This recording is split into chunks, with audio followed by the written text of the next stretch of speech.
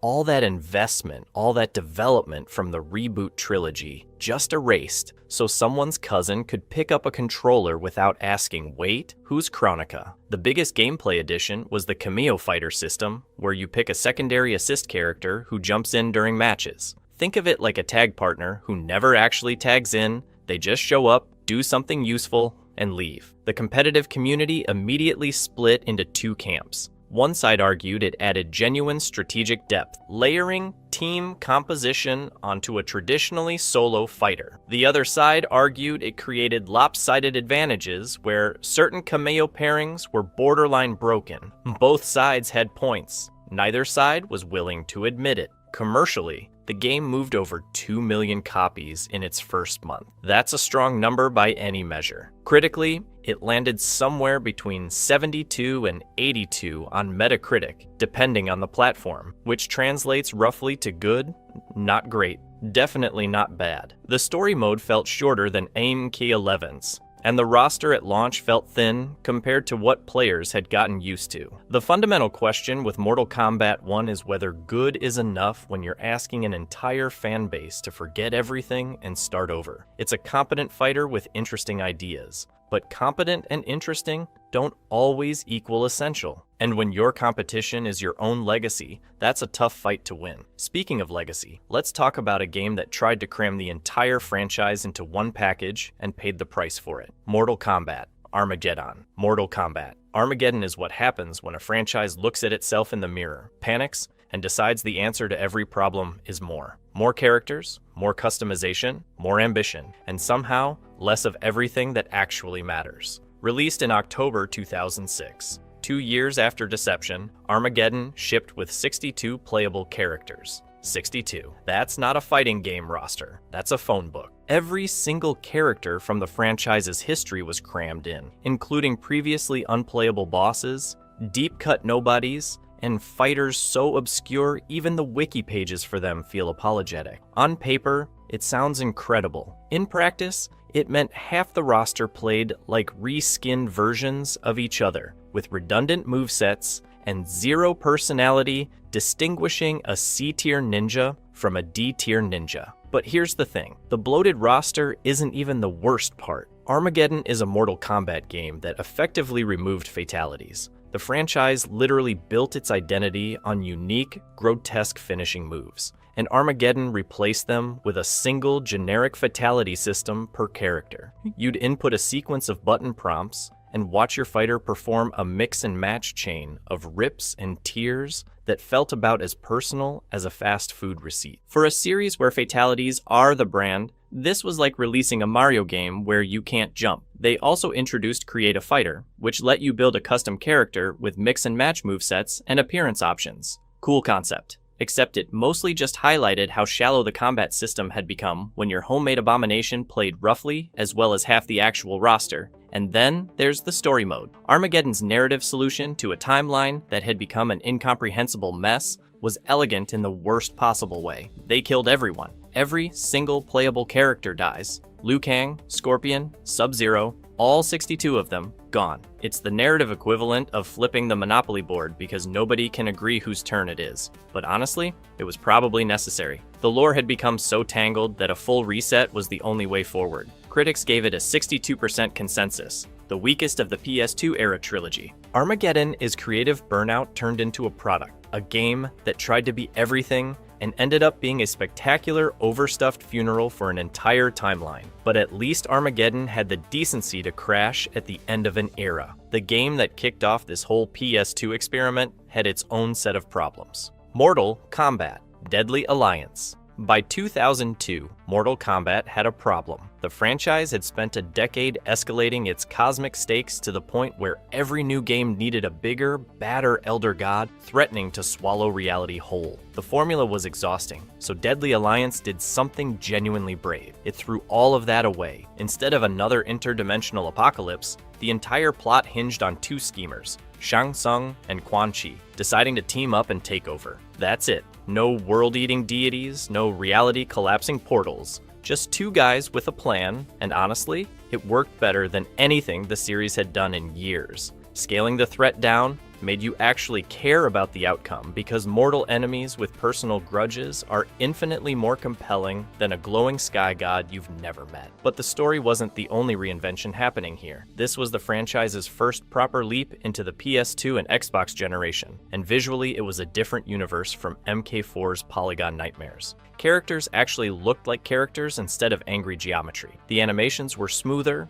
the environments had actual detail, and for the first time in the 3D era, a Mortal Kombat game didn't feel like it was 5 years behind its competitors. The roster hit 24 playable characters, each with multiple fighting style configurations. You could swap between martial arts disciplines mid-fight, which added a layer of strategy the series had never really attempted before. It wasn't just pick a character and memorize their combo string anymore. There was genuine depth to the system. Then, there was Conquest Mode. The ambition here was real. An RPG-like progression system where you trained different martial arts styles, earned experience points, and worked through what was essentially a fighting game campaign. On paper, it sounded like exactly what the franchise needed. In practice, it felt like someone started building a house and ran out of lumber halfway through. The bones were there, the vision was there, but the execution felt stripped down compared to what it was clearly trying to be. None of that mattered in the big picture, though. Deadly Alliance proved that Mortal Kombat could reinvent itself. It could shed its skin,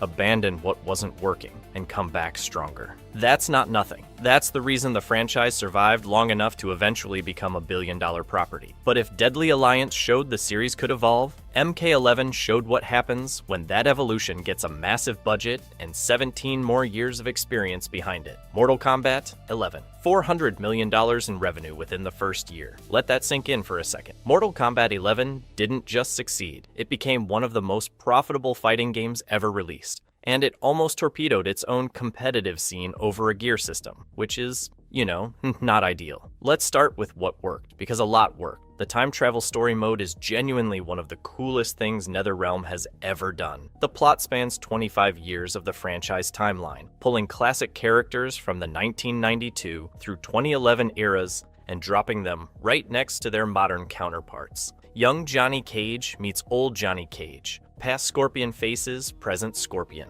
It's fan service done right, where the nostalgia actually serves the narrative instead of just existing as a wink to the camera. The roster hit 37 characters once all 12 DLC fighters rolled out through 2021, and the base combat was tight, responsive, and gorgeous. Multiple publications handed it Best Fighting Game of 2019, and honestly, it earned that. But here's where it gets complicated. At launch, MK11 shipped with a gear and stat system that let cosmetic items affect competitive gameplay stats. Read that again. Cosmetic items affecting competitive stats. The fighting game community lost its collective mind, and rightfully so. The perception of pay-to-win spread faster than NetherRealm could contain it, and for a game that cost $60 at retail, the backlash was enormous. To their credit, the studio restructured the entire progression system within weeks, separating cosmetic gear from competitive play. But the damage to trust was already done, and the monetization didn't stop there. Individual skins running $10 to $20 each.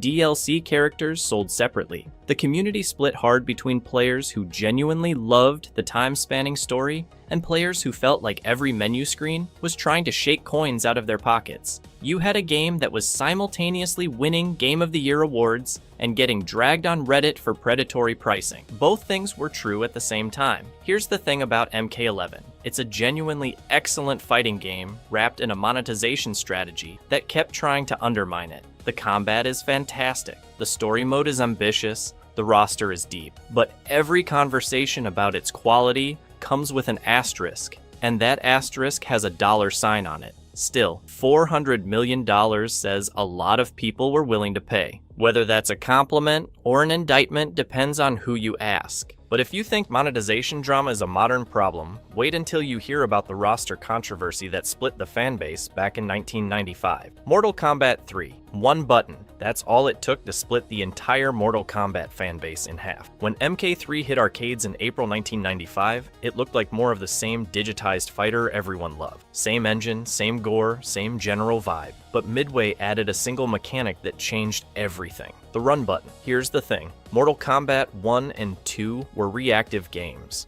You spaced, you read your opponent, you punished mistakes. It felt like a martial arts tournament because the pacing demanded patience. MK3 threw all of that in the garbage. The run button let you close distance instantly, which doubled combo potential overnight. Suddenly, matches weren't chess matches anymore. They were bar fights. You were either rushing your opponent down or getting rushed down yourself, and if you weren't mashing buttons fast enough, you were losing. Some people loved this, genuinely considered it the peak of 2D Mortal Kombat. The combo system was deeper than anything the series had offered before. Each fighter had 3 to 4 unique fatalities, a massive jump from previous entries. The aggression felt rewarding if you put in the time to learn the strings. But the other half of the fan base, they hated it. To them, MK3 abandoned the martial arts identity that made the first 2 games special and replaced it with, well, button mashing, which is, not ideal for a fighting game. And then there's the roster situation. MK3 shipped with 16 characters in the arcade version, but several fan favorites from MK2 just vanished. No Scorpion, no Katana, no Mileena. People lost their minds.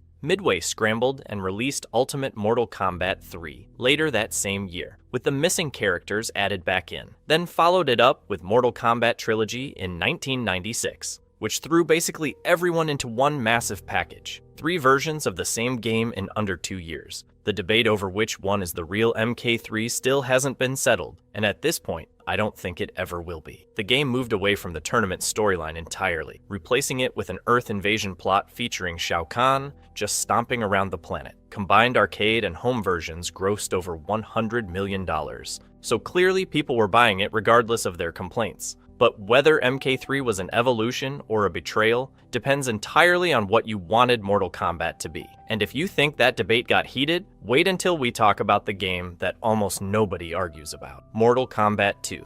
Here's the thing about Mortal Kombat 2. It didn't reinvent anything. It didn't add some revolutionary new mechanic that changed fighting games forever. It just took everything the original did and made it better. Every single aspect. The roster, the stages, the fatalities, the feel of actually playing the thing. All of it refined to the point where it stopped being a controversial novelty and started being a genuinely great fighting game. And that distinction matters more than people realize. Because after the original Mortal Kombat exploded onto the scene, there was a very real question hanging over the franchise. Was this actually a good fighting game, or was it just a blood-soaked gimmick that people would forget about in 2 years? The digitized graphics were cool, the fatalities were shocking, but strip all that away, and what are you left with? 7 characters and some stiff animations. The original was a cultural event, not necessarily a competitive classic. Mortal Kombat 2 answered that question permanently. Released in arcades in 1993 and hitting home consoles the following year, it became one of the highest-grossing arcade machines of its era. The roster jumped to 12 playable characters, and the newcomers weren't filler. Baraka, Mileena, Kung Lao. These weren't just additions to pad a character select screen. They became pillars of the entire franchise for the next 3 decades. Mileena alone has appeared in more games than some series have total entries. But the real genius was the stage fatalities. Instead of just watching your opponent perform a finishing move, the environment itself became a weapon. Acid pits, spike beds, cliffs you could launch someone off of. It sounds simple now, But in 1993, this was the moment Mortal Kombat's world started feeling like an actual place. Outworld wasn't just a backdrop, it was trying to kill you too. The setting shift to Outworld under Shao Kahn's second tournament established the visual and tonal identity that would define this franchise for the next decade. The dark fantasy aesthetic, the otherworldly arenas, the sense that every location was one wrong step away from being a death trap. That all started here, and the community response? There basically isn't a debate. Try finding someone who thinks Mortal Kombat 2 is bad. You'll be looking for a while. It's one of those rare games where the consensus is just universal agreement. It saved the franchise from being a one-hit wonder, proved the gameplay could stand on its own without relying purely on shock value, and became the template that every sequel after it was measured against. Some matched it, most didn't, which brings us to a game that came surprisingly close to matching it, and did so by doing something nobody expected. Mortal Kombat: Deception. Here's a game that didn't need to reinvent anything and was smart enough to know it. Mortal Kombat: Deception dropped in October 2004 as the direct sequel to Deadly Alliance, and instead of trying to blow the doors off, it just quietly added more rooms to the house. 24 playable characters. The same custom fighting style system that made Deadly Alliance feel fresh. A story mode spanning 10 years of in-universe time, picking up right from that cliffhanger ending. Metacritic scores landed between 78 and 82 across PS2, Xbox, and GameCube. Solid across the board. Not flashy, just solid. But here's the thing. Deception's real legacy isn't in its fighting, it's in a menu screen. The crypt system debuted in this game, and it changed how fighting games handled unlockables forever. Instead of just ticking off a checklist or grinding through arcade mode for the 47th time, you navigated an actual grid-based crypt. You had in-game currency, you walked up to mystery coffins, you spent your coins and found out what was inside. Maybe it was a new costume, maybe it was a fatality, maybe it was concept art that you'd look at exactly once and never again. But the point is, it felt like exploration, it felt like discovery. You weren't just unlocking content, you were excavating it, and it worked so well that every single mainline Mortal Kombat game after this copied it. Everyone. The crypt became permanent franchise DNA, and it started right here. Not bad for a feature that's technically just a fancy unlock screen. Now, Deception also threw in puzzle combat and chess combat, which is where opinions start to diverge. Puzzle combat was basically Super Puzzle Fighter with Mortal Kombat characters, which is either delightful or completely unnecessary depending on how seriously you take your spine ripping. Chess combat turned the roster into chess pieces on a board where capturing a piece meant fighting for it. Creative? Absolutely. Something you'd play more than twice? That's debatable. But you have to respect a studio willing to put a chess minigame inside a franchise built entirely around punching someone's skeleton out of their body. That takes a specific kind of confidence. The community generally treats Deception as the most complete package of the PS2 era. It continued Deadly Alliance's momentum without feeling like a lazy rehash, added systems that became permanent fixtures, and threw in enough weird side content to keep you busy for weeks. It's the quiet overachiever, the game that didn't demand your attention, but absolutely earned it. But if Deception was the PS2 era's most complete package, the next generation brought a game that raised the bar for what a modern Mortal Kombat could even look like. Mortal Kombat 10. This is the franchise operating at full swagger. $500 million in revenue by 2016. Metacritic scores between 84 and 87 across every platform. An 8-hour story mode that people actually wanted to replay. Mortal Kombat X isn't just a great fighting game. It's the moment NetherRealm proved they could print money and critical acclaim at the same time. The story jumps forward 25 years in the timeline, and instead of dragging out the same roster until everyone's collecting a pension, the game does something genuinely bold. It introduces the next generation. Cassie Cage, daughter of Johnny and Sonya. Jackie Briggs, daughter of Jax. Takeda, raised by Kenshi. Kung Jin, descendant of Kung Lao. These aren't throwaway legacy characters either. The story mode alternates between hero and villain perspectives across 24 playable fighters, and by the end, you actually care about these kids. Which is, not something fighting games are traditionally known for. But the real conversation starter is the variation system. Before every match, you pick one of 3 completely different movesets for your character. Scorpion could be a rushdown nightmare in one variation and a zoning pest in another. Same character, totally different game plan. For casual players, this was incredible. You didn't need to learn 3 separate characters to experience 3 separate playstyles. You just needed one. competitive players had a slightly different reaction. Specifically, they lost their minds. Balancing 24 characters is already a nightmare. Balancing 72 effective characters is something closer to a war crime. Certain variations were objectively superior, which meant tournament play often boiled down to the same handful of picks, despite the system supposedly encouraging diversity. The intention was beautiful. The execution was a headache for anyone running brackets. Then, there's the DLC situation. The roster expanded to 29 characters, and among those additions were Jason Voorhees, the Alien, and the Predator. 3 iconic horror movie characters fighting alongside ninjas and thunder gods. Some people loved the crossover energy. Others wanted those development resources spent on actual Mortal Kombat characters who'd been sitting on the bench for a decade. Both sides had a point, honestly. But watching a xenomorph perform a fatality on Sub-Zero is objectively entertaining, regardless of where you stand on the principle. The numbers don't lie, though. Over $500 million.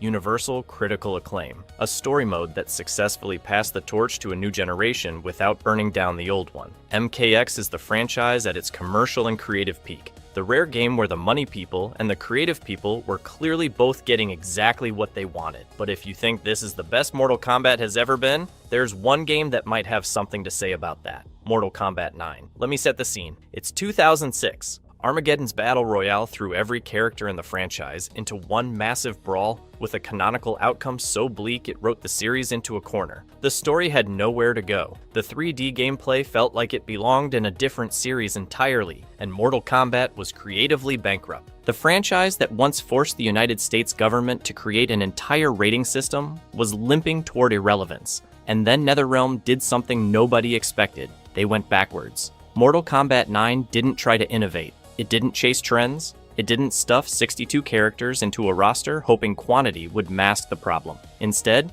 it looked at what made this franchise matter in the first place and rebuilt from the foundation up. The 3D fighting system that had dominated since MK4, gone. In its place, a 2D system directly inspired by MK2's mechanics. Every other fighting game on the market was pushing further into 3D space, and NetherRealm said no, actually, we're going the other direction. That decision was borderline insane, and it worked perfectly. The story mode used time travel to reset the entire timeline from MK1 through MK3, letting newcomers experience the original saga with modern presentation. 27 playable characters, unblockable boss fights that made you want to throw your controller through a wall. Metacritic scores sitting at 85 and 86 across platforms. The kind of critical reception the franchise hadn't seen in over a decade. But here's what the numbers don't capture. MK9 didn't just save Mortal Kombat. It proved that a legacy fighting franchise could come back from the dead by respecting its own identity instead of chasing whatever was trendy. Street Fighter IV had already kicked off a fighting game resurgence in 2008, but MK9 showed that revival wasn't limited to one franchise. The audience was there for any series willing to go back to what made it great. Some people will tell you MK9 was just competent nostalgia bait. Those people are wrong. This game reconnected an entire generation of lapsed players with a franchise they'd written off. It proved that going backwards could be the most forward-thinking move possible. Without MK9, there is no MK10. There is no MK11. There is no franchise revival. There is no #1 spot on this list,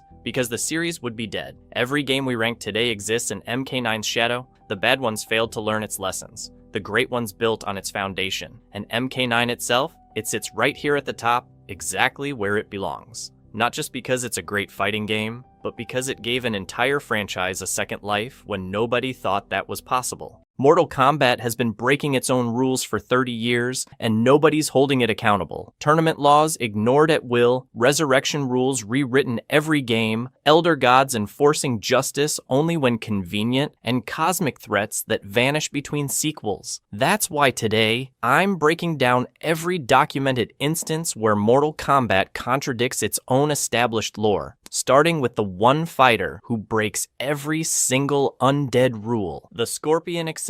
Hanzo Hasashi isn't just a resurrected warrior, and after 3 decades of lore, we still don't know why his undead form follows completely different rules than every other resurrected fighter in Mortal Kombat. The series establishes clear revenant mechanics in Mortal Kombat X. Quan Chi resurrects dead warriors using NetherRealm sorcery, creating enslaved undead undead servants. These revenants display gray skin with glowing orange veins and corrupted orange eyes. Their memories are twisted to hate their former allies. Liu Kang, Kitana, Kung Lao, Jade, Cabal, and Striker remain bound to Quan Chi throughout MKX with zero ability to rebel. When Raiden restores Jax and Sub-Zero to humanity, they lose all supernatural powers completely. The rules are consistent across every single revenant. But then Scorpion exists. Hanzo Hasashi was also killed and resurrected by Quan Chi using the exact same Netherrealm magic. He should follow the same rules. Instead, he retains perfect memories of his wife Harumi and son Satoshi's faces. Liu Kang and Kitana get corrupted memories that make them despise their friends. Scorpion remembers everything with perfect clarity. In Mortal Kombat 4, Scorpion independently rebels against Quan Chi when he learns the truth about his clan's massacre. Standard revenants cannot rebel. The game literally describes them as bound to their master's will. Scorpion just decides to turn on Quan Chi mid-conversation, and nobody explains how. Here's what actually breaks the established system. Scorpion maintains a human face beneath his mask. His flaming skull only appears when using powers. Every other revenant has permanent visible corruption. Sindel, Liu Kang, Kitana, all of them display constant physical transformation. Scorpion can just take his mask off and look completely human. And then there's the restoration problem. In Mortal Kombat X and MK11, Raiden restores Hanzo Hasashi to full humanity. Great, but Hanzo retains his Hellfire powers and teleportation abilities. Jax loses his undead strength. Sub-Zero loses his enhanced cryomancy. Every restored revenant becomes normal again, except Scorpion keeps literal Hellfire manipulation after being human again. The Mortal Kombat Wiki officially distinguishes Spectre as a separate category from Revenant while defining them identical. That's not a lore explanation. That's an admission the series never reconciled this contradiction. But if one fighter ignoring resurrection rules seems impossible, wait until you learn about the gods who enforce cosmic law only when they feel like it. The Elder Gods, selective justice. The Elder Gods created one sacred law to prevent realm conquest, and across 30 years of Mortal Kombat, they've enforced it exactly when convenient and ignored it when not. The Mortal Kombat tournament exists for one purpose. A realm must win 10 consecutive tournaments before invading another. This rule was established by the Elder Gods themselves to prevent unprovoked conquest. Violating this law constitutes treason against the realms and the Elder Gods. The consequences are supposed to be absolute. Outworld conquered Edenia only after legitimately winning 10 consecutive tournaments over 10,000 years. Shang Tsung held 9 tournaments. Goro held another 9 spanning 500 years. The system worked exactly as designed. But then Mortal Kombat 3 happens. Shao Kahn resurrects Queen Sindel on Earthrealm soil in 1995. He uses her as an anchor to bypass the tournament requirements completely. Earthrealm never lost 10 tournaments. Shao Kahn just ignores the rules and begins merging the realms anyway. Raiden explicitly begs the Elder Gods to intervene. They refuse. They watch Shao Kahn steal billions of Earthrealm souls while doing absolutely nothing. The invasion continues for the entire game. Shao Kahn violates the sacred law openly, publicly, with Raiden screaming for divine intervention. The Elder Gods, who supposedly created this law to prevent exactly this scenario, do not appear. Earthrealm's heroes fight alone. No gods descend, no punishment arrives. Shao Kahn breaks their most fundamental rule and faces zero consequences. Then, Mortal Kombat 9 presents the exact same scenario in 2011. Alternate timeline, same trick. Shao Kahn uses the Sindel resurrection method to merge Earthrealm without tournament victories. Identical violation, same technique, same target realm. This time, the Elder Gods descend immediately as massive dragons. They heal Raiden. They empower him with divine energy. Raiden destroys Shao Kahn while infused with the power of all Elder Gods combined. Same crime, different response, zero explanation. The only in-universe justification is Raiden's cryptic message, "He must win," which supposedly meant letting Shao Kahn violate the rules so the Elder Gods would intervene. That explains the strategy. It doesn't explain why the original timeline's identical violation received no response. Shao Kahn broke the same law twice with the same method, and the Elder Gods chose to care only once. Here's the actual answer. Mortal Kombat Deadly Alliance reveals Raiden briefly served as an Elder God, then resigned in disgust at their refusal to protect mortals. The Elder Gods only intervene when the One Being's return threatens them personally, not when mortals suffer. But if gods enforcing laws inconsistently seems broken, wait until you see the character assassination that erased 25 years of backstory in one DLC. Sindel's character assassination. Queen Sindel was Mortal Kombat's most tragic figure for 25 years, and then one DLC expansion rewrote her entire backstory without any in-universe justification. Mortal Kombat 3 establishes Sindel's story in 1995. She was the noble queen of Edenia, married to King Jared, mother to Princess Kitana. When Shao Kahn conquered Edenia over 10,000 years ago, he killed Jared and forced Sindel to become his consort. Rather than serve the tyrant who murdered her husband, Sindel committed suicide. Her death created Sindel's ward, a magical barrier protecting Earthrealm. Mortal Kombat 9 reinforces this exact backstory in 2011. Quan Chi resurrects her specifically because she's a tragic queen whose corpse can be exploited. Her arcade ending states the spell that had bewitched Queen Sindel had been broken, confirming she was mind-controlled, not willing. But then, Mortal Kombat 11 Aftermath releases in 2020. The DLC completely rewrites 25 years of established lore. Sindel's new character bio reads, "When threatened with the loss of her throne when Shao Kahn conquered her realm, Sindel betrayed her husband and her people to keep her privileged position. Not forced, not mind-controlled. Willing betrayal for power. In the Aftermath story, Sindel confesses directly. By betraying him, I gained a better lover and the ultimate weapon." She claims she killed King Jared herself to consecrate her bond with Shao Kahn. The noble, tragic queen, who chose death over serving tyranny, now murdered her husband for a promotion. This contradicts other Mortal Kombat 11 dialogue. Kitana's intro conversations state that Shao Kahn killed King Jared. Shao Kahn himself admits to the murder in his own intro dialogue. D'Vorah claims she killed Jared for Kahn in a different dialogue. 3 different characters claim credit for killing one king. The game can't even keep its own retcon consistent within the same title. Here's what makes this impossible. Raiden's timeline message in MK9 only traveled back approximately 20 years from Armageddon to the first tournament. Sindel's betrayal supposedly happened 10,000 years ago. Nothing in the timeline reset should have altered events from 10 millennia in the past. The character was simply rewritten with zero explanation. The community documented this as franchise injustice and sloppy fanfiction that ruins 25 years of character development. Even hardcore MK fans accept this as pure retcon rather than lore-consistent reveal. But if rewriting character motivation seems lazy, wait until you learn about the time paradox rule that was applied exactly once, then never again. The Time paradox. Mortal Kombat 11 establishes one explicit time travel rule, and then the game ignores it for every single character except the one who needed to die for shock value. The rule is demonstrated clearly in Story Mode Chapter 3. When past and present versions of the same person exist simultaneously, killing the younger self erases the older self from existence. The game proves this through demonstration. Young Sonya Blade shoots young Kano directly in the head. Present Kano immediately ceases to exist. Both versions display identical bullet wounds through the eye socket. The cause and effect is instantaneous and absolute. Additionally, when young Johnny Cage gets grazed on the cheek during a fight, present Johnny suddenly has an old scar in that exact location. The rule works consistently in both directions. But then the rest of Mortal Kombat 11 happens. Throughout the entire story, multiple past and present character pairs interact freely. Johnny Cage, Jax, Scorpion, Liu Kang, Kung Lao, Kitana all have younger and older versions running around. They fight together, they argue, they physically touch each other. Nobody warns them about accidentally erasing themselves from existence. One throwaway line mentions being careful, then the game forgets about it completely. In the finale at Kronika's Keep, Revenant Liu Kang absorbs the soul of his younger self to power up against Raiden. By the established Kano rule, killing or absorbing young Liu Kang should erase Revenant Liu Kang instantly. That's what happened with Kano. Destroy the past version, the future version disappears. Instead, Revenant Liu Kang becomes more powerful. Absorbing his younger self's soul makes him stronger, not erased. The exact opposite outcome of what the game explicitly demonstrated 3 chapters earlier. Fan explanations include Revenant Liu Kang is technically already dead, and Kronika's keep exists outside time. Neither explanation appears in the actual game. The writers needed Kano's death for a shocking moment, and Liu Kang's soul fusion for the climactic battle. Consistency was sacrificed for both scenes. Here's the pattern nobody talks about. Present Sonya dies in Chapter 1 when she sacrifices herself, destroying the time device. Young Sonya continues fighting normally throughout the entire game with 0 problems. But when young Kano dies, present Kano dies instantly. The rule exists only when dramatically convenient, but if time paradox rules changing mid-game seems broken, wait until you learn about the sacred artifacts that completely transform between timelines. The Kamidogu contradiction. The Kamidogu are supposed to be the most sacred artifacts in Mortal Kombat, and between Deception and MKX, they transformed into completely different objects with completely different powers. Mortal Kombat. Deception establishes the Kamidogu in 2004 through Conquest mode. There's 6 symbolic relics representing each realm. The Elder Gods created them at the dawn of time to shatter the One Being's consciousness and create the realms. When combined on the Nexus altar with Shinnok's amulet as the 7th piece, they grant ultimate power. Merging all 7 would undo reality itself and restore the One Being. They appear as static sacred objects placed on altars throughout the realms. Shujinko's entire 50-year quest involves traveling to collect these ancient relics for Onaga. The game treats them as mystical icons, not weapons. But then the MKX comics were released in 2015. The comics depict the Kamidogu as daggers, not symbolic relics. Bladed weapons you hold and stab with. That's not a minor visual update. That's a fundamental transformation of what these objects are. These dagger Kamidogu use blood magic. Offering blood to them increases the wielder's power at the cost of draining their strength over time. This function was never mentioned in Deception. The Elder God artifacts that created reality now require blood sacrifices like demonic totems. Havoc corrupts the blood magic in the comics. Now anyone cut by a Kamidogu dagger becomes possessed. The sacred artifacts that separated the realms to prevent the One Being's return now spread demonic corruption. That's not a different application of the same power. That's the complete opposite of their original purpose. Here's the developer admission. MKX comic writer Sean Kittleson was asked directly about the Kamidogu discrepancy on Twitter. His response was explicit. They are very, very different. Not an explanation, not a lore justification, just confirmation that the Kamidogu were retconned between games with 0 attempt to reconcile the contradiction. And nobody ever explains the timeline problem. The Kamidogu were created at the dawn of time for the 6 main realms: Earthrealm, Outworld, Netherrealm, Edenia, Order Realm, Chaos Realm, but Zatera existed before Outworld absorbed it. Viternus existed as the Vampire Realm. Multiple conquered realms had independent histories before Shao Kahn merged them. If Kamidogu represent realms that existed at creation, what about realms that were destroyed? The One Being creation myth doesn't account for any of this. But if sacred artifacts changing their entire nature seems sloppy, wait until you discover the brother who can never be saved while everyone else gets restored. The Bihan problem. Quan Chi's resurrection magic can be reversed for everyone except one fighter. And after 30 years, nobody can explain why Bihan stays corrupted forever while his brother gets fully restored. Mortal Kombat 9 and MKX establish that Quan Chi's resurrection process creates revenants who can potentially be restored to humanity. Jax Briggs, Kuai Liang as Sub-Zero, and Hanzo Hasashi as Scorpion are all brought back to full humanity by Raiden in MKX. They retain complete memories and moral compasses after restoration. Kuai Liang becomes compassionate, disciplined, humane, and honorable, according to his character bio. The process is difficult, but definitely possible for fighters resurrected by Quan Chi's magic. But then there's Bihan. Bihan, the original Sub-Zero, dies in the first Mortal Kombat and is resurrected by Quan Chi using the exact same Netherrealm sorcery that created every other other revenant. Yet Bihan becomes the very incarnation of evil, with all good qualities consumed. Not corrupted, not twisted, completely and permanently destroyed. In Mortal Kombat Mythologies Sub-Zero from 1997, living Bihan shows actual honor. He protects the demon Serena when she's vulnerable. He refuses to fully serve Quan Chi despite being hired by him. He's ruthless, absolutely, but he demonstrates moral boundaries. After resurrection as Noob Saibot, he's 100% corrupted with zero possibility of redemption ever mentioned. His brother Kuai Liang was also a Lin Kuei assassin who killed for the clan. Same training, same organization, same moral background. Kuai Liang gets killed by Sindel, resurrected as a revenant, and serves Shinnok with no remorse throughout MKX. Then, he's fully restored to humanity with his entire personality intact. Bihan cannot be restored under any circumstances. Here's what makes zero sense. Mortal Kombat 1. Chaos Reigns changes Bihan's corruption source entirely. Now Titan Havik transforms him using chaos energy instead of Netherrealm magic. When Sector attempts to restore him and he wakes from a coma, Bihan refuses redemption. He calls Havik's corruption a blessing. This suggests the issue was always his nature, not the magic type. Except the original timeline never established this character flaw. No canonical explanation exists for why identical resurrection magic produces permanent corruption in Bihan, but reversible corruption in everyone else Quan Chi resurrects. The series handwaves this by suggesting he was already cruel, directly contradicting his honorable moments in mythologies. But if one brother being irredeemable seems arbitrary, wait until you see the mortal who masters godhood in literal seconds without training. Fire, God Liu Kang's instant deity status. Kronika spent eons mastering control over time itself, and then Liu Kang defeats her once, and immediately gains complete mastery over reality manipulation without any training whatsoever. Mortal Kombat 11 establishes Kronika's qualifications as Keeper of Time throughout story mode. She is a Titan, a being who ranks above the Elder Gods in cosmic hierarchy. She created the timeline itself and monitors all of reality through the hourglass. She has controlled time for eons, described explicitly as millions or billions of years of experience. She has restarted timelines on multiple occasions to achieve her desired balance between good and evil. Her mastery over temporal mechanics is unmatched in the entire multiverse. She can erase beings from existence, merge timelines, and resurrect anyone from any point in history. But then,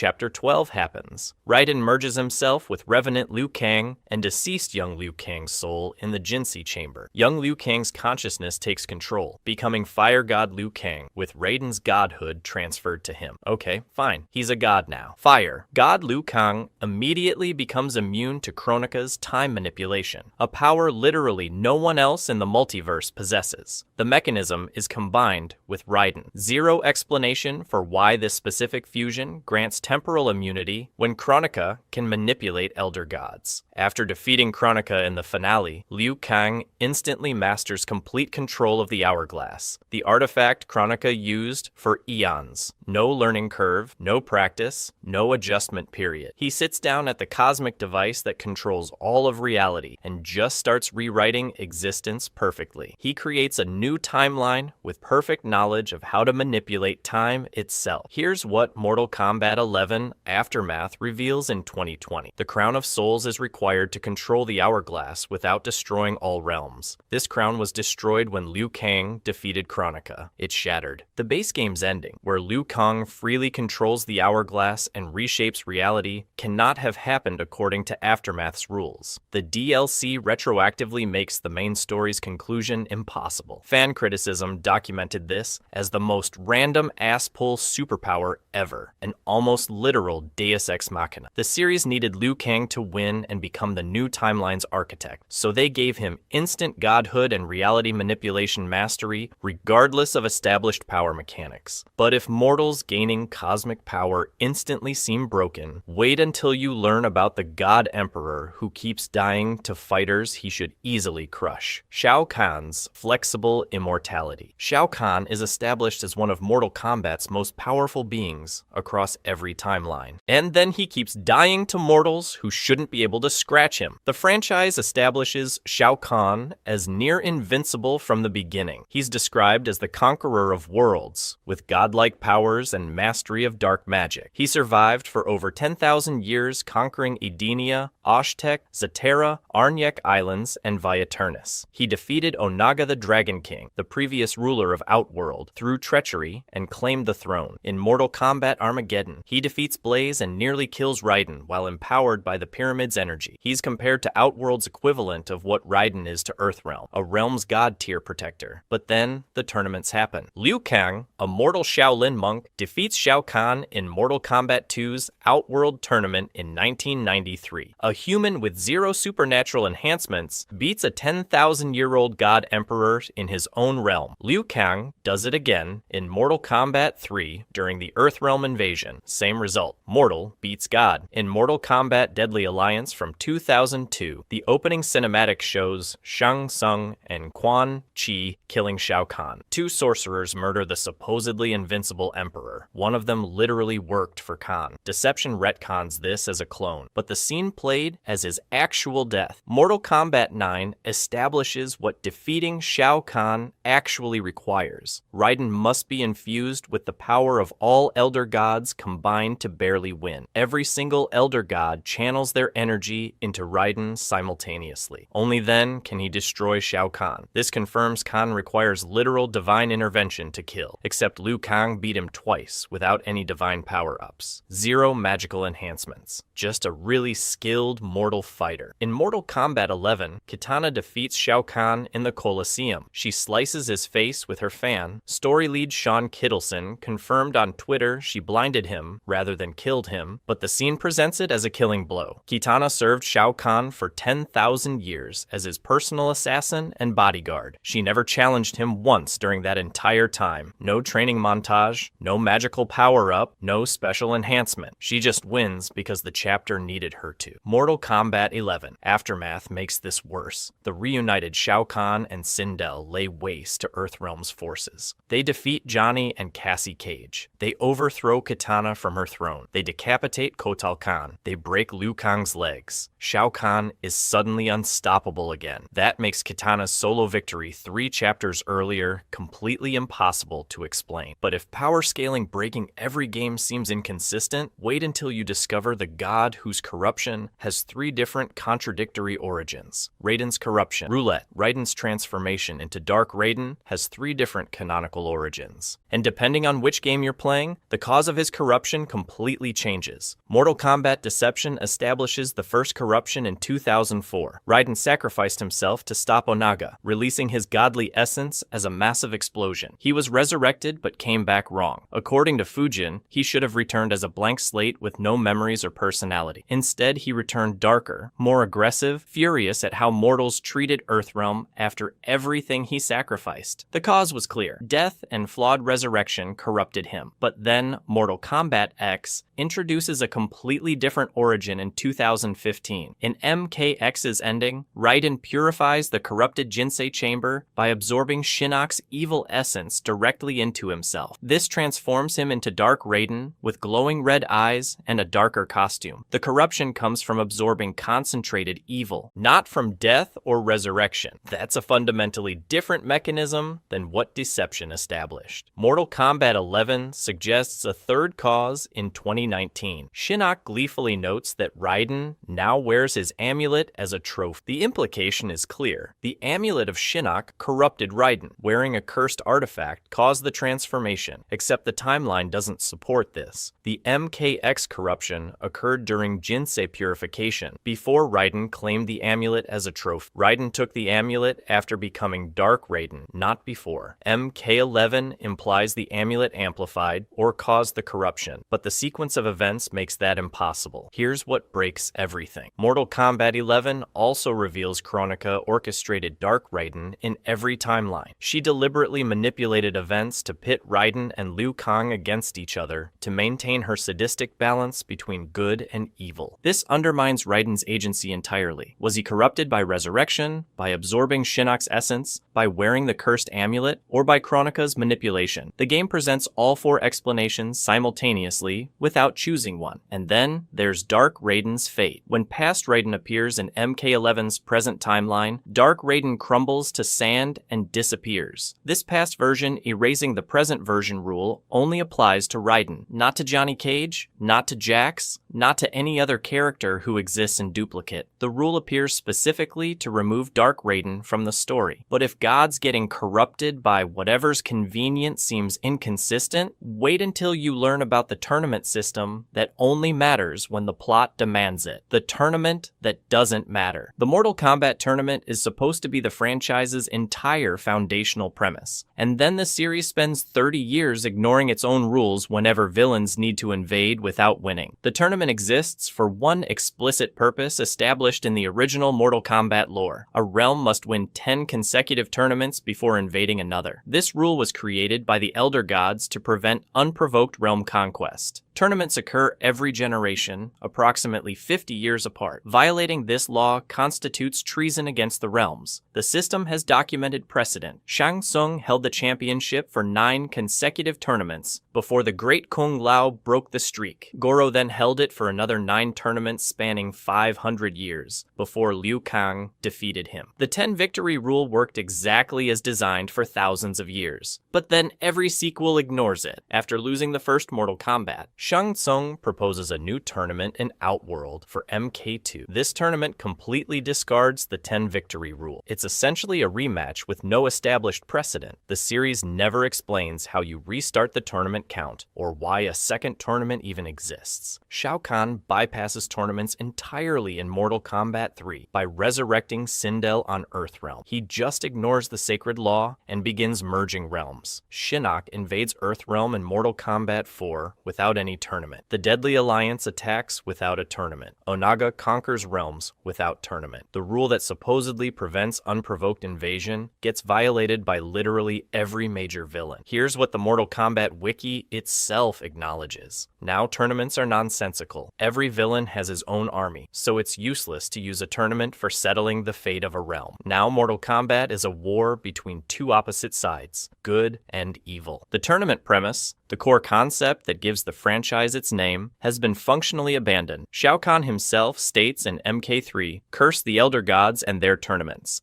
I should have taken Earthrealm by force, but I am bound by their rules that can never be broken." He says this while actively breaking those rules with the Sindel resurrection. The character explicitly claims he's bound by unbreakable rules, while demonstrating they're completely optional. The tournament only matters when the plot needs it to matter. Otherwise, it's ignored completely. But if abandoning the franchise's core premise seems bad, wait until you discover the cosmic threat that was set up as the ultimate villain, then completely forgotten. The One Being. Mortal Kombat Deception introduced the most important threat in franchise history, and then every game after completely abandoning it without resolution. Deception establishes the ultimate cosmological fact in 2004 through Conquest Mode lore scrolls. At the beginning of time, only the One Being and the Elder Gods existed. The One Being fed on the Elder Gods' essences. The Elder Gods used 6 Kamidogu to shatter the One Being's consciousness into fragments. Those fragments became the realms: Earthrealm, Outworld, Netherrealm, Edenia, Chaos Realm, Order Realm. Every inhabitant of every realm is a fragment of the One Being's consciousness. The One Being's ultimate goal is merging all realms back together to become whole again. Realm merging directly advances the One Being's return. Onaga's entire plan in Deception revolves around collecting the Kamidogu to restore the One Being. The game frames this as the ultimate apocalyptic threat to all existence. But then Armageddon was released in 2006. The very next game completely ignores the One Being. Blaze becomes the final boss instead. The Kamidogu collection plot is abandoned entirely. The One Being is mentioned exactly twice in the entire game, only in Kai's non-canon arcade ending. The supposed ultimate threat to all reality just disappears between games. Outworld has already absorbed Edenia, Zaterra, Vaeternus, and multiple other realms through Shao Kahn's conquests. If realm merging awakens the One Being, these absorptions should have consequences. None are shown, ever. Shao Kahn merges realms for 10,000 years with zero mention of the cosmic entity that's supposed to be reforming from this exact process. Mortal Kombat 11 introduces Kronika as a titan who predates the Elder Gods. She existed before time itself, but Deception explicitly states only the One Being and Elder Gods existed before the realms were created. Where do titans fit in this cosmology? The game never explains. The lore just adds another layer of cosmic beings without addressing the existing ones. The only recent acknowledgement is Shinnok's MKX arcade ending. It shows him merging realms and awakening the One Being while Elder Gods are absorbed into a greater collective. This ending is non-canon. The primordial consciousness, whose fragments comprise all reality, was set up as the ultimate villain. Then, it was abandoned completely. Mortal Kombat introduces massive cosmic threats like the One Being and the Armageddon prophecy, then drops them for new threats like Kronika and Titan Shang Tsung with zero resolution to what came before. But if abandoning the franchise's biggest threat seems careless, wait until you discover the canonicity problem that makes everything simultaneously true and false. Canon Schrödinger. Mortal Kombat claims to have a coherent timeline, and after 30 years, the franchise can't decide what counts as canon, what doesn't, and whether any of it matters. The general understanding across fighting game franchises is straightforward. Story mode events are canon. Arcade endings are non-canon unless later confirmed in story. Character bios provide canonical backstory. The franchise maintains a coherent, trackable timeline. This convention worked for decades. Liu Kang's tournament victories from MK1 through MK4 are canon. Shao Kahn winning Armageddon is canon because it leads directly to MK9's timeline reset. Shujinko defeating Onaga in Deception is canon. The system made sense, but then NetherRealm starts contradicting itself. The MKX comics were declared canon when released in 2015. Story director Dominic Cianciolo later stated in interviews, "We reference all kinds of things in the intros. It doesn't necessarily make that content canon." So intro dialogue, despite appearing in the actual game, isn't necessarily canon either. The franchise won't commit to what counts. Multiple arcade endings were later confirmed canon with zero pattern. Melina being a hybrid clone from MK2, Jared being one of Ermac's souls from MK9, confirmed by the writer. Aaron Black's longevity deal with Shang Tsung from MKX. Farah and Tor's species life cycle from MKX. No system exists for which endings count and which don't. Mortal Kombat 11 introduces the multiverse concept. Infinite timelines with different keepers of time, different outcomes, different histories. Story lead Sean Kittleson stated that with this concept, every MK arcade ending ever was an unwanted timeline scrapped by Kronika. Everything is technically canon somewhere in the multiverse. If every ending is canon in some timeline, canon loses all meaning. When Sindel's entire backstory can be rewritten without in-universe justification, when arcade endings are simultaneously canon and non-canon, when the One Being can be the ultimate threat then completely forgotten, the franchise has abandoned coherent world building for narrative convenience. The crypt provides the final proof. MK11's crypt includes Kano's severed head with a death scene that doesn't match any timeline. The Mortal Kombat wiki explicitly notes the crypt is non-canon, as proven by Kano's death not lining up with either timeline. Even in-game content contradicts established events. But these aren't isolated mistakes. Every single contradiction connects to something bigger, something that reveals exactly how Mortal Kombat approaches storytelling. Mortal Kombat has a complete creation myth, not a loose backstory, not a paragraph in a manual, a full cosmology explaining how reality itself was born, who broke it, and why gods had to invent a fighting tournament to keep everything from collapsing back into nothing. So today, I'm breaking down the entire Mortal Kombat story, from the literal beginning of existence to the end of time, starting with the thing that came before everything, the chaos of the One Being and the Elder Gods. Before there were realms, before there were gods, before there was anything, there was a single entity, the One Being, one massive primordial consciousness that contained all of existence within itself, and then it shattered. That fracturing created everything. The realms, Outworld, Edenia, Netherrealm, Earthrealm, all of them are just pieces of this thing's corpse. But here's where it gets weird. The Elder Gods, Raiden, Fujin, all of them, they weren't separate beings who showed up to govern reality. They were born from the shattering itself, pieces of the One Being that gained individual consciousness and decided, hey, maybe we should make sure this thing never puts itself back together. which is,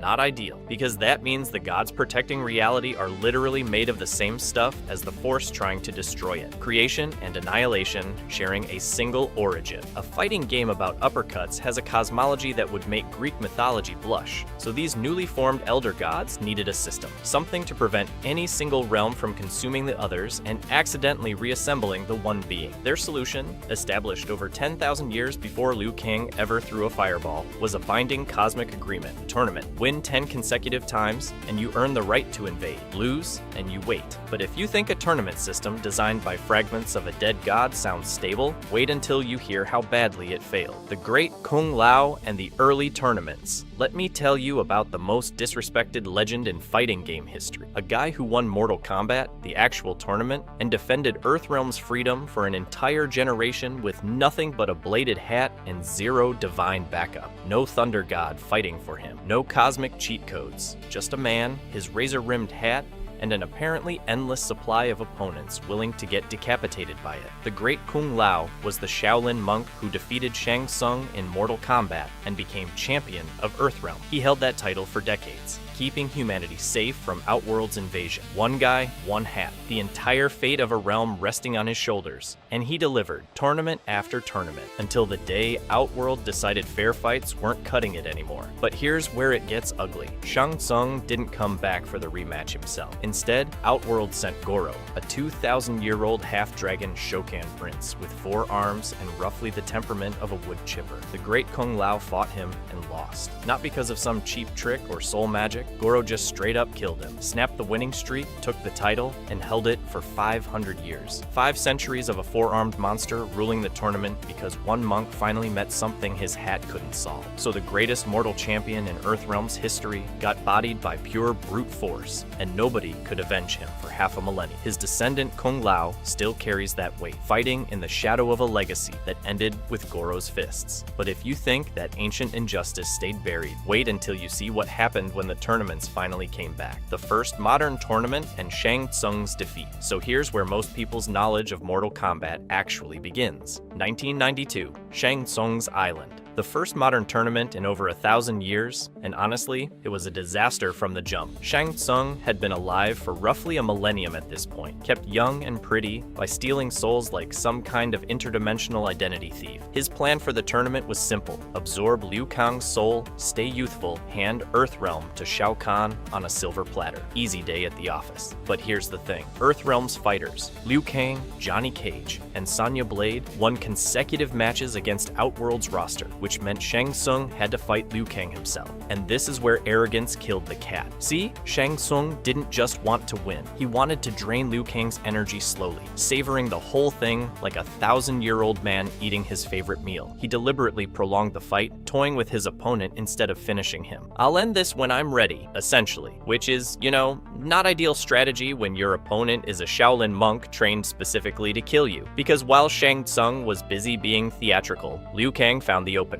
That's all it took. One moment of overconfidence from a sorcerer who'd lived so long, he forgot what losing felt like. Liu Kang didn't need divine intervention. He just needed Shang Tsung to be exactly as arrogant as he'd always been. So let's be clear about what actually happened here. The sacred tournament that governed the fate of entire realms, it came down to a sorcerer too proud to take the easy win and a monk too stubborn to stay down. No grand cosmic drama, just ego meeting willpower, and Shao Kahn's response to losing? He didn't file a complaint. He launched an immediate, illegal, full-scale invasion of Earthrealm. Tournament rules be damned. But if you think a cheating sorcerer and a humiliated emperor made things messy, wait until an entire army shows up uninvited. Shao Kahn's Outworld invasion of Earthrealm. Up until this point, Mortal Kombat was a tournament. Guys punching each other on an island. Rules, referees, the whole deal. Then Shao Kahn said forget all that and launched a full military invasion of Earthrealm, which, subtle. Here's the thing about this invasion. It wasn't some reckless power grab. Shao Kahn waited. He watched. And the moment he found his loophole, he merged Outworld with Earthrealm by reclaiming his queen Cinda, whose death on Earthrealm soil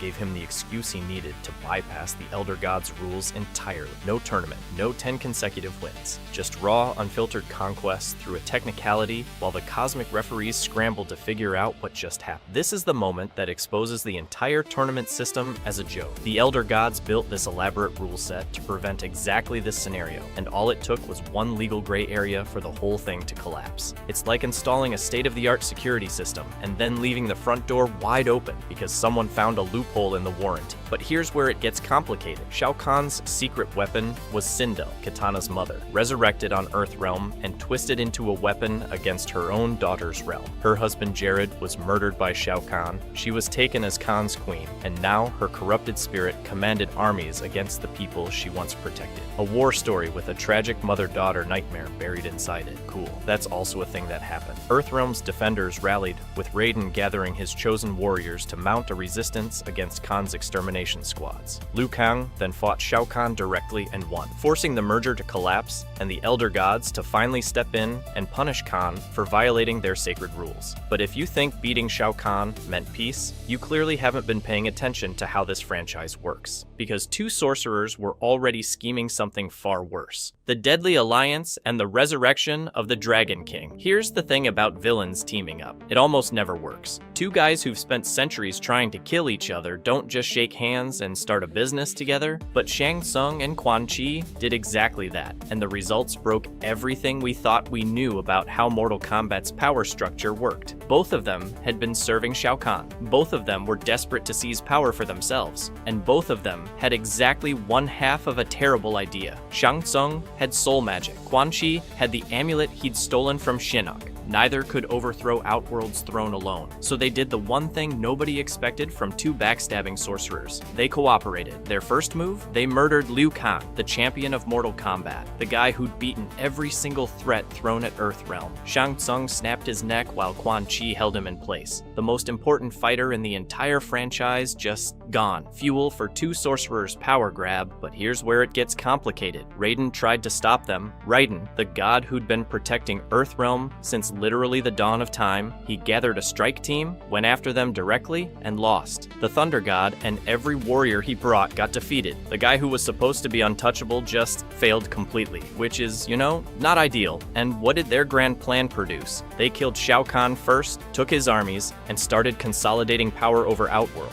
But the two sorcerers who built this thing immediately turned on each other. Quan Chi betrayed Shang Tsung because of course he did. They built an empire neither of them could hold together, and it all collapsed. The second Onaga, the actual Dragon King, returned and made both of them irrelevant. This was the moment Mortal Kombat stopped being predictable. Champions could die, alliances could shatter realms, and things were about to get significantly worse. If you think that's bad, wait until literally everyone shows up to fight at once. The Battle of Armageddon and the End of Days. Here's the thing about prophecies in the Mortal Kombat universe. They don't prevent disasters, they cause them. The Battle of Armageddon was foretold by the Edenian prophetess Delia. She foresaw that the growing number of warriors across the realms would eventually become so powerful they'd tear reality apart. The Elder God's solution? Create a pyramid in Edenia, place a fire elemental named Blaze at the top, and have every fighter in existence battle to reach him. The winner would absorb his power and supposedly save the realms. Instead, they drew every single fighter in the multiverse to one spot. The prophecy didn't prevent the apocalypse, it scheduled it. Every realm sent their champions. Earthrealm's defenders, Outworld's conquerors, Netherrealm's revenants, all of them converging on a single battle. On paper, the forces of good had every reason to win. They had Raiden, they had Liu Kang, they had warriors who'd saved Earthrealm multiple times. But when you throw every villain in existence into the same arena, strategy stops mattering. The battle was a massacre. Every champion from every realm tearing each other apart on the steps of that pyramid. And it ended the way the worst stories always end. Shao Kahn killed Blaze at the top. The conqueror of Outworld, the guy who'd lost to Earthrealm's champions repeatedly, finally won the one fight that actually mattered. That triggered the apocalypse. Not a local apocalypse, not an Earthrealm apocalypse. Every realm, every timeline, every living thing across the entire multiverse on the edge of total destruction. The good guys had better motivation and a literal thunder god on their side, and they still lost everything. Raiden's final act before being killed by Shao Kahn was sending a cryptic psychic message backward through time to his past self. He must win. Then he was gone, along with nearly everything else that had ever lived. The franchise literally killed everyone. Every character, every realm, every possible future. The self-destruct button wasn't a metaphor. Mortal Kombat wrote itself into a corner so absolute that the only way to continue making games was to rewind time itself, which is exactly what happened.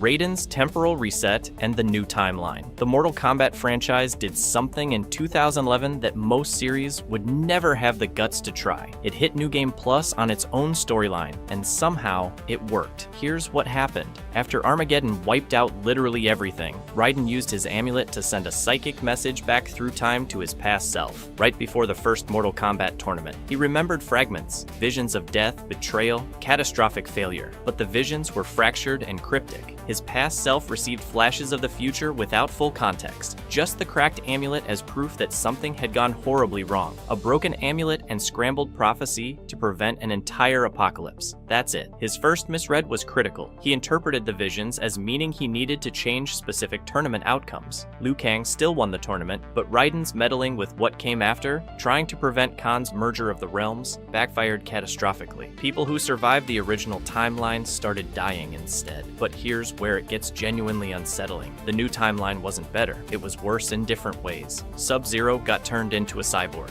Jax lost his arms earlier and more brutally. Raiden kept making choices thinking he was fixing things, and the body count climbed higher than the original timeline, which is, you know, not ideal when you're supposed to be the protector of Earthrealm. Every time his amulet cracked further, he knew he'd made another wrong call, but he couldn't stop intervening. He was locked into a pattern of reading the visions, making a move, and watching it go sideways. The broader ripple effects were catastrophic. Sindel got resurrected by Quan Chi and single-handedly slaughtered nearly every Earthrealm defender. Kitana, Kung Lao, Jax, Smoke, almost the entire roster wiped out in one fight. Raiden's changes left them vulnerable in ways the original timeline never did. That's the brutal irony of the new timeline. You get a cheat code, but the game fights back. Every correction creates a new problem. Every saved life destabilizes something else. But if temporal rewrites sound chaotic, wait until you meet the entity who's been manipulating time itself since before the Elder Gods existed, the Keepers of Time and Kronika's Hourglass. Here's the thing nobody seems to talk about. While every god, demon, and martial artist was busy punching each other across 6 eras of increasingly apocalyptic nonsense, someone was watching, recording, cataloging every single timeline, including the ones that got erased. Kronika didn't just stumble into the Hourglass, she's a Titan, one of the primordial beings that predate the Elder Gods themselves. The Hourglass of Time was her instrument from the beginning,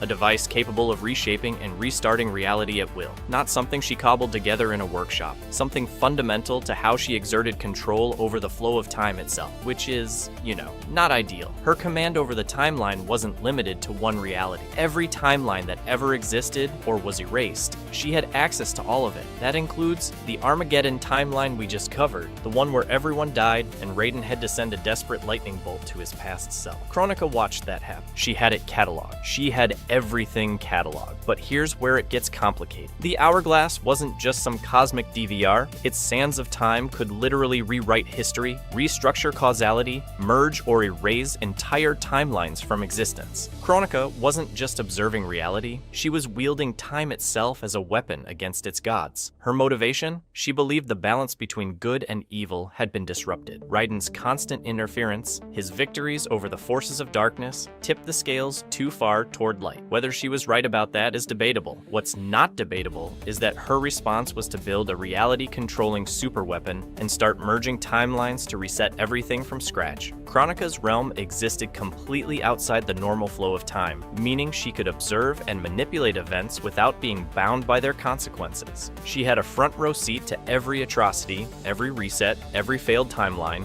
and she never blinked. Liu Kang had to defeat Kronika and claim the Hourglass himself to stop her final new era from being realized. He literally had to become the new Keeper of Time, just to prevent reality from being overwritten. That's the scale we're dealing with. But destroying Kronika's vision is one thing. Replacing her is another entirely.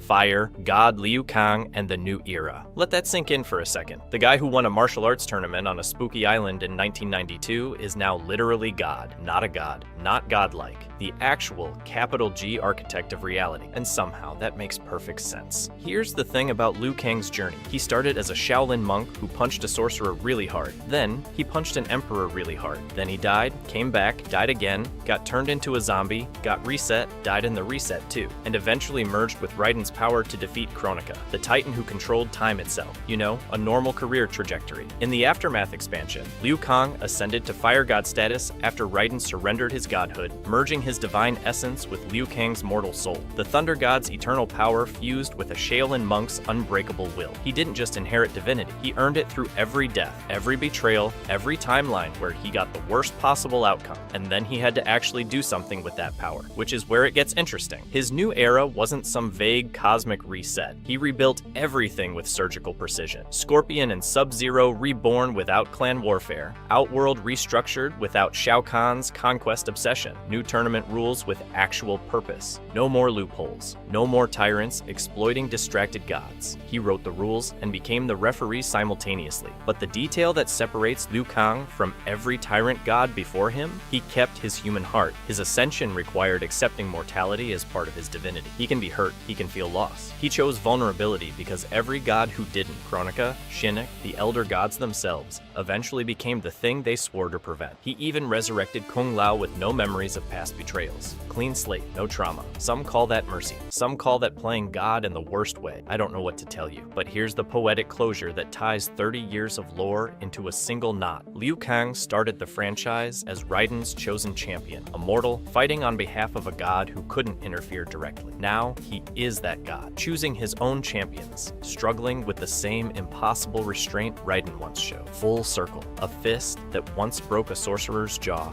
now holds the multiverse together. The strongest god in Mortal Kombat's history isn't strong because he's invincible. He's strong because he isn't. If you enjoyed this video and want to see more, click the video on the screen now.